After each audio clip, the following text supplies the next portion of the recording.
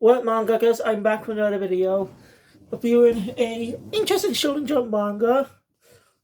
This is more special. I'm reviewing this one specifically because of an announcement that was made a couple of weeks back. I'm reviewing Sandland by Akira Toriyama. Sandland is a 14-chapter miniseries run by, as I said, Akira Toriyama, one of being the author of Dr. Slump and Dragon Ball. Went all the way back in the 2000s, long before the creation of Dragon Ball Z or the redub of Dragon Ball Z Kai. The dub of Dragon Ball Z Kai.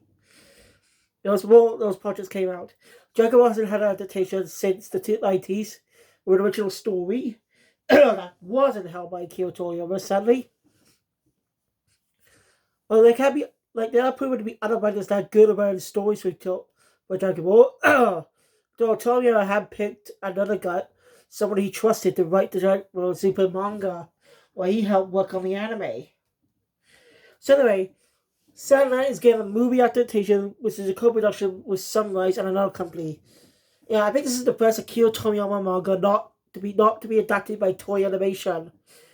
If you don't know, both versions of Dr. Slump 1981 and 1997, along with all versions of Dragon Ball, were all published under were all done by Toei Animation. The animes. They're well recognizable. And Toei's just basically been the home for Akira Toriyama's work, but Sunrise is not going to be done by them. It's going to be done by Sunrise, who also did a different Shonen Jump manga years ago. They adapted City Hunters in anime back in the 80s, and from movies in the 2000s too, and possibly the ones behind the upcoming movie. I kind of hope they actually reboot the anime. I mean, why not? Why not? Why not reboot it and Cat's Eye? I don't know what the film's release date is anyway. It's coming out this year. And it's going to be all this CGI like the Dragon Ball superhero movie, which I still not yet seen because it's not been on DVD yet. Sadly missed it in cinemas, so I don't know when it's going to come out on DVD and Blu-ray. I have to get the DVD version first so I can watch it. Because I actually do want to really want to see it. It's a movie I've not watched. I'm more caught up on Dragon Ball franchise, but I'm going to be watching them in Japanese. It says I'm already caught up. But we experience the original language. Once I watch the superhero movie as well. We watch that in Japanese too. You get me? Anyway, what I think of Sandland? It's a good manga. I enjoyed it. Short but yet fun. It's interesting. Characters are likable. And it helps that there's only 3 main characters in the story. Other characters do appear, but they sort of it's a long story, but basically we only focus on 3 main characters. Now, this story takes place in Japan. Not modern day Japan, no. Don't get to that. By the way, I do not know if the weather will affect the internet or not, but right now it's snowing. It's literally right outside. It's covered in snow. I'll show you. Yeah, you can see there, a bunch of snow. I really did not expect snow today when I woke up. Thursday when I woke up, I opened the curtains. I was shocked to see snow. We haven't seen snow like this much snow in quite a while. A couple years, possibly. So this is rare. I only got to lay outside the snow a few times as a kid. So, yeah. Anyway, I don't want to speak as long as my Deadpool review, so... by the way, if you don't know, I released a video on Deadpool Samurai, a collaboration between Shueisha and Marvel, published a Deadpool 3 manga and Shonen Jump. So yeah, I decided to read the manga because of the movie. 14 chapters, short. The first chapter is only 36 chapters. The first chapter is only 36 pages long, while the rest, up until chapter 13, only 14 pages long. The final chapter 14, is only 13 pages long. But still, the shortness actually helped me get through the story quite easily. And I'm curious to check out other shonen manga before checking out their anime. Since another shonen anime is coming out this year, one a manga from Shonen Jump, Hell's Paradise. I didn't even know that was Jump. I never even heard of it until recently. So that's an anime on my watch list. I plan to cover the Seraph of the End manga soon. But I go plan to do my Yu-Gi-Oh! Rush Reel on my anime channel. Anyway, just get it over here. So the series takes place in Japan, but in the future, basically years ago, something happened because it's a desert land, a land full of sand. It replies, no water. The only person with water is the king. And he has a lot, and people have to pay to get water, a lot of money. So I think you know where the story kind of goes. That's an element of the story you heard many times before, but with Toriyama's own touch on it. You can see Toriyama's style. We actually get a Dragon Quest reference in the first chapter. I'll get to that reason why in a bit. So, we're introduced to a protagonist named Beelzebub. Not related to the manga, the same name. What does that even mean, by the way? Beelzebub. That's the main summon. Otherwise, Toriyama could have used that name. The mangas went all the way back in the 2000s. But the Beelzebub manga, Actually, okay, look after I've done this review.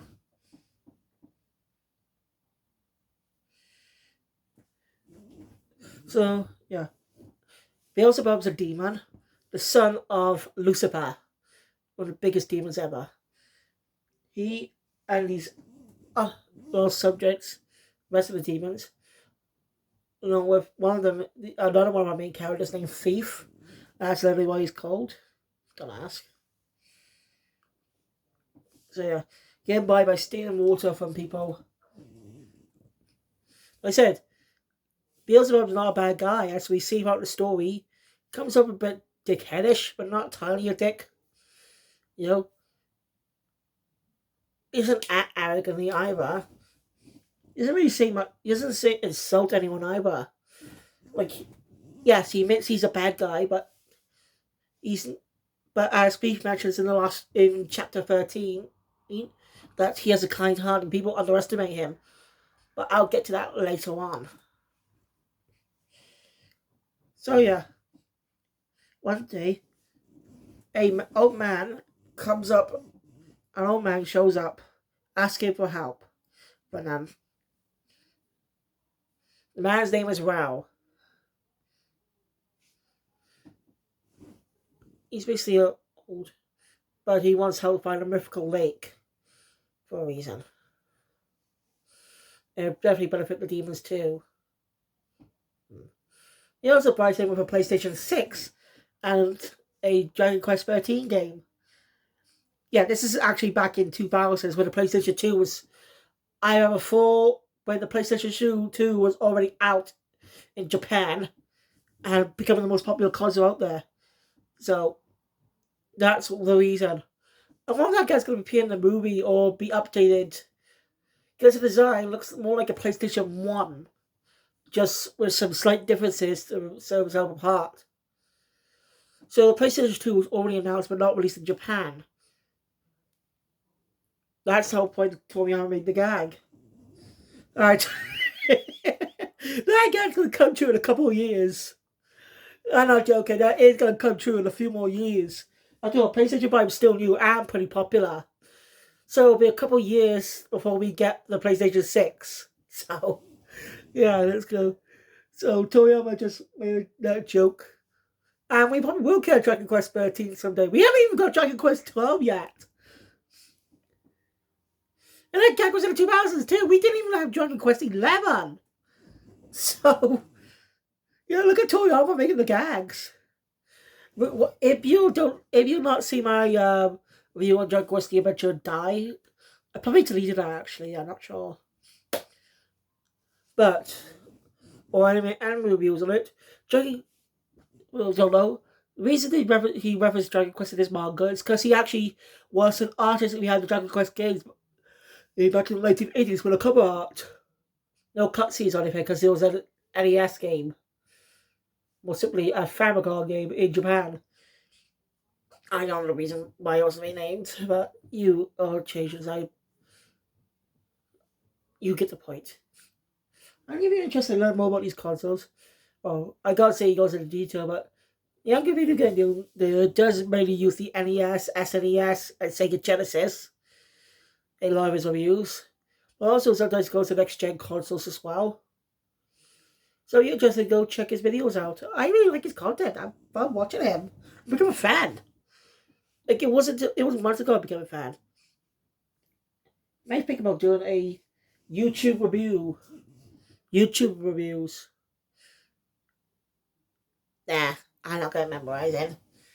And there's some other YouTubers going good history about some other people. Well, true crime. I could do true crime, but I'm not gonna remember either. I'm trying to think of what to do for another channel. We run on my own ones. If you have any suggestions that I could possibly do, please let me know. So anyway, Beelzebub goes to ask his dad, Lucifer. Lucifer heard everything and agrees to it. If you read the manga, you notice Lucifer's design looks strangely similar to another character that was demon-like. His design is pretty similar to the demon from the Martian Boost saga of Dragon Ball Z. The big butt of the Babadook's mind control. I can't remember his name. It's just been a while since I last watched Dragon Ball. I just got into it after watching the original Dragon Ball. Just watched Z and I loved it. Boo, boo, boo. The action, the fighting, everything. That just got me hooked. I'm tuning in every episode. That was dubbed. You can actually play the American soundtrack too if you want to. Because it didn't release Uncut on Cartoon Network, but still the American soundtrack, I think. My first experience I talk about my first experience with Dragon Ball when I actually reviewed the manga someday and the anime. So yeah. So we also have Zelda to go. And he takes a bit and the person he takes to come along is Beef. So as he set out to take down his evil kin. To find the mythical like. On the way. And must come across a lot of threats on the way. They have to get after their cars damaged by some punks and getting his kicked by Beelzebub. They steal a tank, rest up for the night. Where Raoul reveals he used to be a soldier. Along Johnny, he reveals he used to be a soldier for the King's army years ago. But it didn't happen that really made him quit, rethink everything. So 30 years ago, he and other soldiers were tasked with killing a specific the Pochis, I think they were called. I might be wrong. But he and the other soldiers were tasked with killing them because especially they're building a weapon. Even though he's doing war, he regrets killing. He hates killing. So how much of a and yeah, actually I can see a protagonist like that. A former soldier regrets killing and vows not to. Oh wait, they did that with Rurouni Kenshin, didn't they? They did, didn't they? A pacifist. Oh my god. But I actually like to see the idea work again, but with some differences. And yes, I will get back to Rurouni Kenshin, I promise. I do want to finish that anime before the announcement of the release date for the upcoming reboot. There's other stuff I'm going to be reviewing too. I just don't really like Kenshin's Japanese voice in the original anime. Nothing against the actress, but she's only been in 2 things. Yeah, it's a whole thing. I kind of already explained it in one of my reviews. I do plan to check out the manga as well. See what was changed in the anime and what if the reboot would be faithful or will they rush the story like Shaman King. Because reboots sometimes have a habit of rushing through the first arcs. The arcs that were originally adapted. So yeah, the state of the time got soldiers noticed. Point. Anyway. But Beelzebub Thief revealed something that they were a peaceful race and they were actually building a water tank, but again building a supply of water for people, for everyone. But most agriculture in the place morale. So basically, the king wanted that thing destroyed, so he had the power. You know what I mean. You probably heard some stories, some similarities to other stories with these elements. But Toriyama makes it more unique. So give him credit that. He does use cliche storytelling we heard. Which guy blocks something off as a single substance of something that is very, very rare to come by, and anything as a threat to making them, giving them money or power will be, that deal. So yeah, they'll be chased by soldiers and bad guys. So yeah, I don't have attention. I guess they have to take down some people. They get their identities revealed. So yeah, Rao decides to tell the people that he has something about the Milky Way, but tell them something. So something that happened, but not tell anything. They're saying that there's something he knows. And that he'll never forget that general. So yeah. Anyway, to take care of those three pirate brothers out. Those easily takes care of them. Before that, though, they was talking to the soldiers out after them. Because the one in charge of those soldiers right now in the field, his dad was in that war 30 years ago. He wants to know everything about what happened, if it's true or not. Well, B decided to tell him the truth. So then those bad guys attack. So Beelzebub goes after them and kicks their ass. Easily.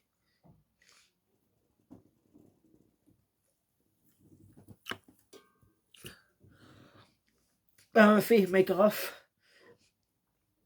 as the general plans to ask, well, basically the leader of the group plans ask the general about plans to ask the kid directly if it's true by finding a unique way. And I should get confirmation, no, it's true. So no, everything, the people he worked for were bad. And I really like that. It's showing that most of the people aren't bad guys. The people that are bad guys are just bad, sort of. Like, that soldier's not shown to be a bad guy from the start. He doesn't do anything evil or let's kill that soldier for money or something. You know? They made him a respectable character. Like, he was just following orders. And to find out something that what happened, that people he have betrayed him, he was upset about it. That causes a change later on. Anyway, not over space. So yeah, the general sends out a giant man fly to take care of things.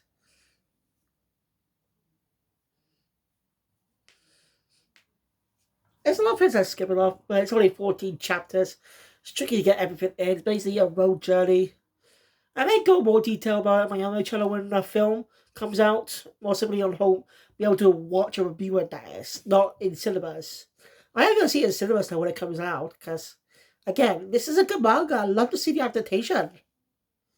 I'm just surprised it's not done by Toei. And again, if Toei had interest in doing it, they would have done it years ago. And the reason they decided to adapt Dragon Ball was because of how well Dr. Slump was. It's my guess. They decided to think if Dr. Slump could do it good, why not adapt more properties by Akira Toriyama? That's why they decided to adapt Dragon Ball back in the 1980s. And it was a massive success. So naturally, when a studio adapts a manga that has a lot of following and making an anime. If it succeeds, at least they will adapt other manga based on that specific arena. Like Tite Kubo in a way. I'm not sure to say that again. I don't know if to say studio or not worked on the but the Witch story.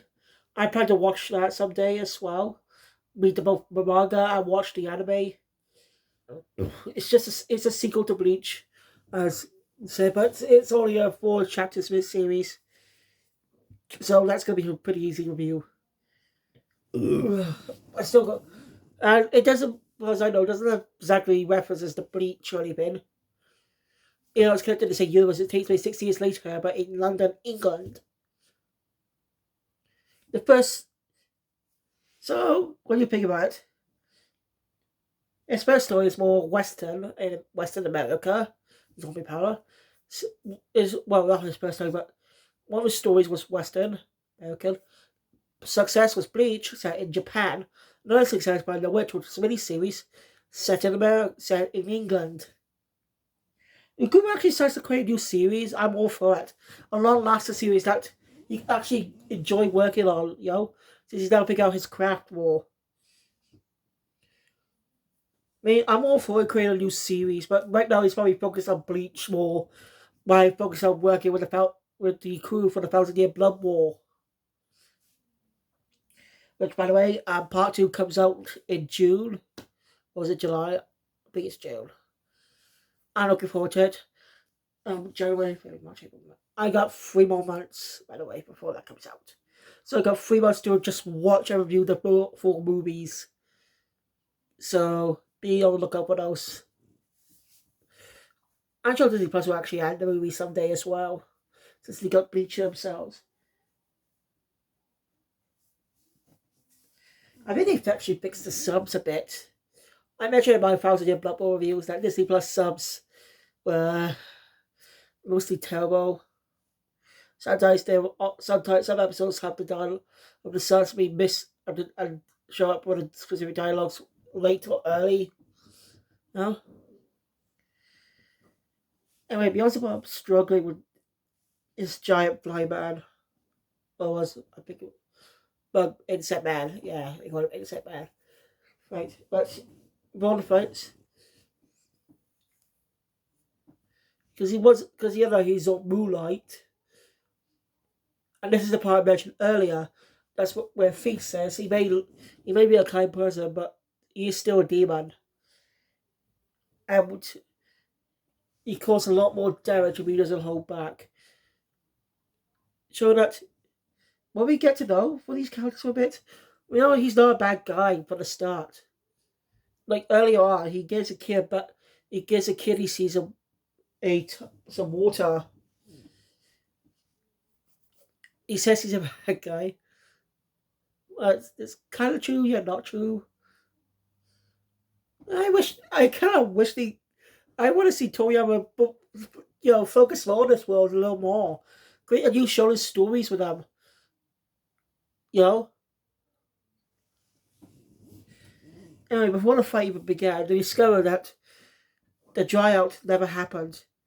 There was a dryout years ago, but the reason for it in the first place is because the kid built a dam.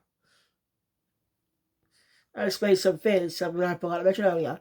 He bans his specific vehicles, like planes and jets and stuff. So, yeah, it makes a lot of sense now. That greedy bastard. So, yeah, I forgot to mention that back to the fight. He also unleashes his true power and wins. But the general activates a self-destruct button. And the injuries could heal in time for Beelzebub to save Rao and Thief. But look at it, helped by the guy from earlier. Sorry I forgot his name, but as I said a few minutes ago, he's not presented the guy who Spot Honor was in that war 30 years ago wasn't presented as a bad guy. Oh, I just realized after the sandstorm, Beelzebub entered the cave, found water. After the sandstorm crowd, he can't tell it well. He's able to be mind by the way and have caught Uli K temporarily. And they finally make. They also have noticed some advice. The last surviving members of the Pochies. But I was happy the Lotus survived. He still has regrets of what happened all those years ago. He had no idea. And yeah, I forgot to mention, it was obvious they could have been killed in that.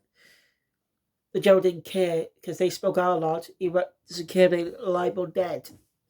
So, double edged, it'll be a two birds, one stone,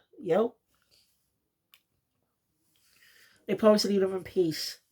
So, let's actually really enjoyed this mini story. So, after that general was defeated, they managed to break open the dam with help from those criminals from earlier. I don't know why they say help, but oh wow. That maybe I didn't pay much attention, so I'm not saying it, but that's just probably sometimes a part of a short story. It's only 14 chapters, but still.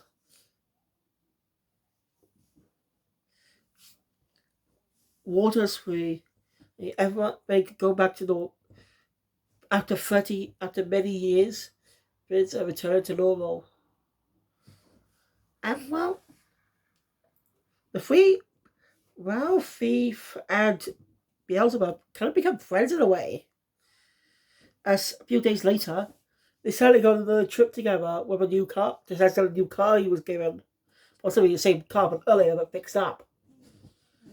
So yeah, it's pretty cool. It ends on a good note.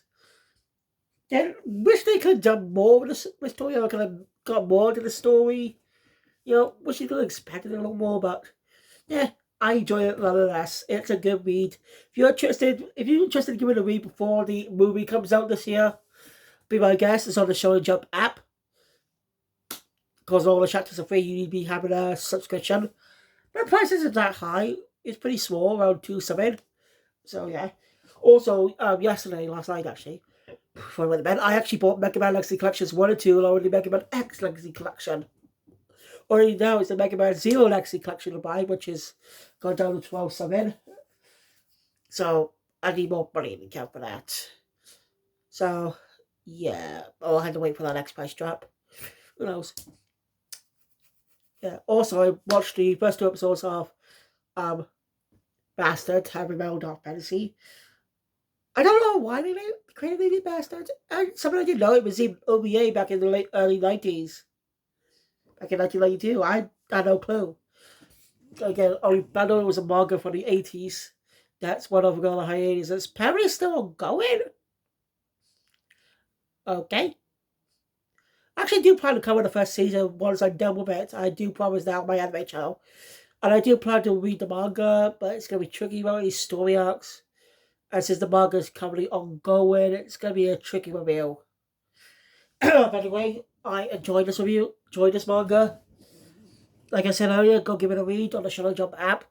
Or you have any other ways of reading it, I suggest doing it. You don't want to pay $2.99, I think, a month. I don't know that price, I can't remember. But yeah, since the Mashle Metro Masters anime is coming out, I plan to do reviews on the manga as well. Also plan to keep my Undead Unlock reviews as well. So I'm going to check up on the second arc is and give that a read. So that will be a review in the future. But my next review will be on Seventh of the End. I want to check it out first before checking out the anime. So, anyway, thank you guys for watching. If you enjoyed my content, please hit the thumbs up button. Want to see more, subscribe channel. It notification bell. We update all the videos that comes out in the future. I'll see you guys next time for Seventh of the End. Keep things out. Sorry. Habit. A bit of a habit because I use my anime channel quite a lot. By the way, I gave one earlier. Any suggestions for any channel suggestions for me for rebranding one of my own ones? Please let me know in the comments down below. It'll be really helpful. I'm not going to cover that stuff. And it's pointless to have a channel just showing off my art. My opponent camera says that I can easily just do live streams or drawing. But again, thank you guys. I'll see you all next time for Seventh of the End. Crazy Diamond out.